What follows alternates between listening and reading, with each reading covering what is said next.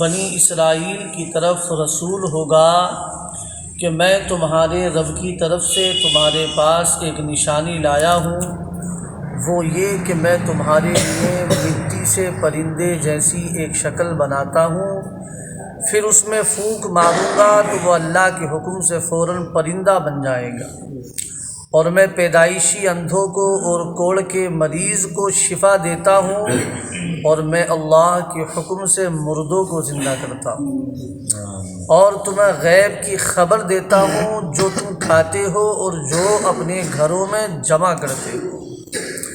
بے شک ان باتوں میں تمہارے لیے بڑی نشانی ہے اگر تم ایمان رکھتے ہو۔ اللہ تبارک و تعالیٰ نے حضرت عیسیٰ علیہ السلام کو بنی اسرائیل کی طرف رسول بنا کر بھیجا، اور دلیل کے طور پر اس زمانے کے حالات کے موافق بہت سے معجزات عطا فرمائے۔ آیت سے معلوم ہوا کہ حضرت عیسیٰ علیہ السلام صرف بنی اسرائیل کے نبی تھے۔ یہی بات موجودہ بائبل میں بھی موجود ہے۔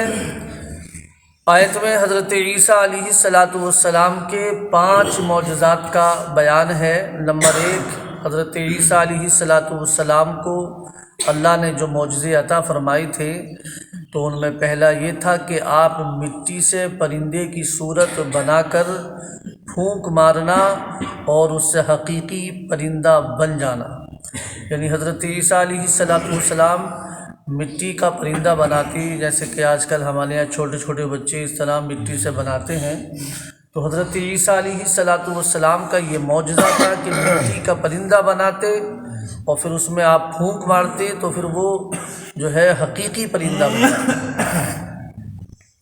دوسرا معجزہ آپ کا یہ تھا کہ پیدائشی اندھوں کو آنکھوں کا نور عطا فرما دینا، سبحان اللہ۔ اور تیسرا کوڑ کے مریضوں کو شفا یاب کر دینا، اور چوتھا مردوں کو زندہ کر دینا، پانچواں یہ تھا کہ غیب کی خبریں بتا دینا۔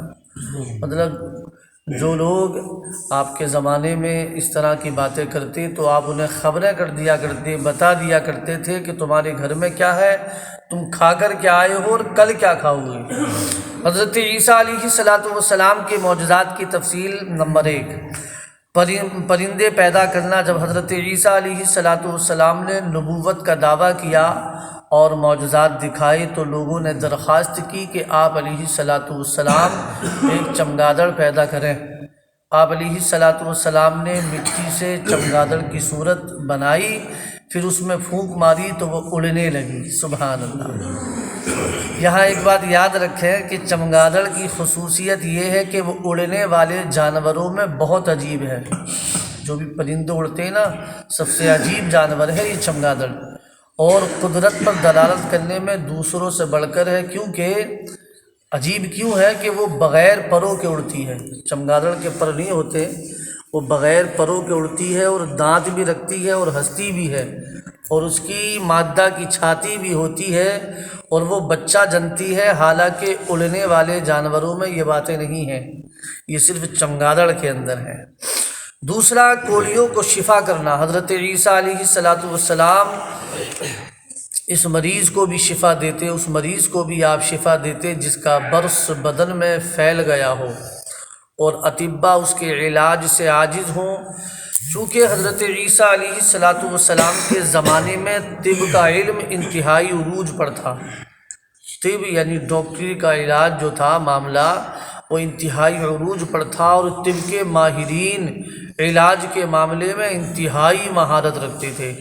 اس لیے ان کو اسی قسم کے معجزے دکھائے گئے تاکہ معلوم ہو کہ طب کے طریقے سے جس کا علاج ممکن نہیں ہے اس کو تندرست کر دینا یقیناً معجزہ اور نبی کی نبوت کی دلیل ہے۔ حضرت وہب بن منبہ رضی اللہ تعالیٰ عنہ کا قول ہے کہ اکثر حضرت عیسیٰ علیہ السلام کے پاس ایک دن میں 50 ہزار مریضوں کا اجتماع ہو جاتا تھا۔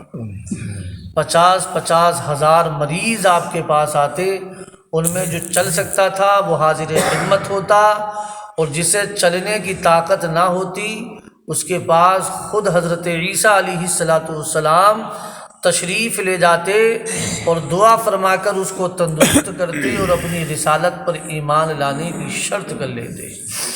مردوں کو زندہ کرنا، حضرت عبداللہ بن عباس رضی اللہ تعالیٰ عنہما نے فرمایا کہ حضرت عیسیٰ علیہ السلام نے 4 شخصوں کو زندہ کیا۔ ایک عازر جس کو آپ علیہ السلام کے ساتھ مخلصانہ محبت تھی، جب اس کی حالت نازک ہوئی تو اس کی بہن نے آپ علیہ السلام کو اطلاع دی، مگر وہ آپ علیہ السلام سے 3 روز کی مسافت کے فاصلے پر تھا، یعنی حضرت عیسیٰ کافی دور تھے، 3 دن کی راہ تھی، اس قدر آپ اس سے دور تھے، 3 روز کی مسافت کا فاصلہ تھا۔ جب آپ 3 روز میں وہاں پہنچے تو معلوم ہوا اس کے انتقال کو 3 روز ہو چکے ہیں۔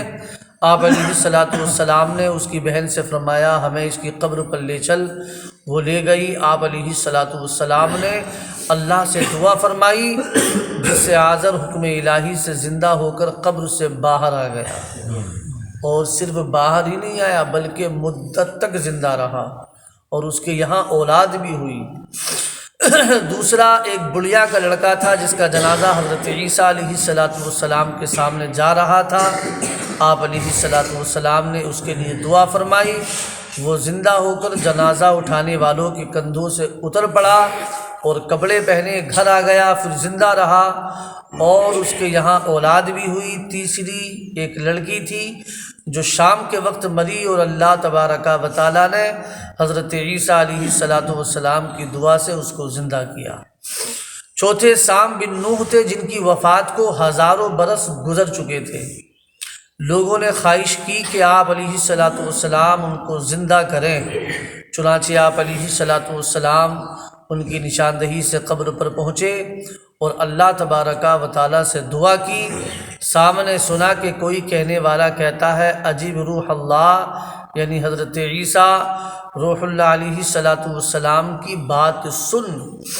یہ سنتے ہی وہ مرعوب اور خوف زدہ اٹھ کھڑے ہوئے اور انہیں گمان ہوا کہ قیامت قائم ہو گئی۔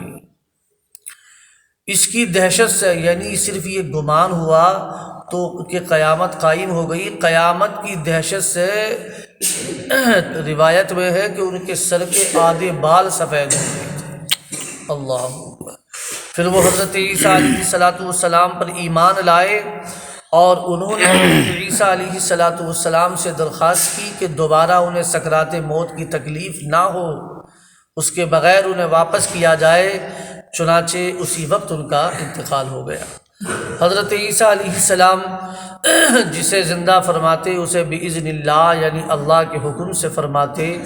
اس فرمان میں عیسائیوں کا رد ہے جو حضرت عیسیٰ علیہ السلام کی الوہیت یعنی خدا ہونے کے قائل تھے۔ غیب کی خبریں دینا، جب حضرت عیسیٰ علیہ السلام نے بیماروں کو اچھا کیا اور مردوں کو زندہ کیا تو بعض لوگوں نے کہا کہ یہ تو جادو ہے، اور کوئی معجزہ دکھائیے۔ آپ علیہ السلام نے فرمایا کہ جو تم کھاتے ہو اور جو جمع کر کے رکھتے ہو میں اس کی تمہیں خبر دیتا ہوں، اور حضرت عیسیٰ علیہ السلام کے دست مبارک پر یہ معجزہ بھی ظاہر ہوا۔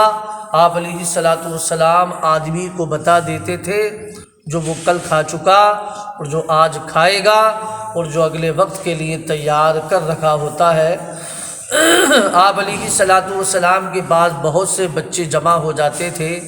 آپ علیہ السلام انہیں بتاتے تھے کہ تمہارے گھر فلاں چیز تیار ہوئی ہے، تمہارے گھر والوں نے فلاں چیز کھائی ہے، فلاں چیز تمہارے لیے بچا کر رکھی ہے۔ بچے گھر جاتے اور گھر والوں سے وہ چیز مانگتے، گھر والے وہ چیز دیتے اور ان سے کہتے کہ تمہیں کس نے بتایا؟ تو بچے کہتے کہ حضرت عیسیٰ علیہ السلام نے۔